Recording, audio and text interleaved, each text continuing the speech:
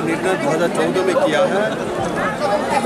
उस बार बीजेपी को 283 सीट दिया था, इस बार कम से कम 300 सीट बीजेपी को अकेला मिलेगा और एनडीए को 4 से ऊपर सीट मिलेगी। आज जो लहर अगरतला सिटी में आप लोगों ने देखा है, वो उससे आपको मालूम पड़ जाता है जनता क्या चाहती है। त्रिपुरा में जिन्होंने भी इलेक्शन में खड़ा हुई मोदी के अगेंस्ट में, ये सब के सब जमानत जब्त होगा। त्रिपुरा के लोग 2018 में 3 मार्च जो आज़ादी देखा है, वो आज़ादी नरेंद्र भाई मोदी ने की है और उसका प्रतिदान पूरे त्रिपुरावासी एकजुट होकर हम दोनों सीट जिता के नरेंद्र भाई मोदी के पास भेजेंगे।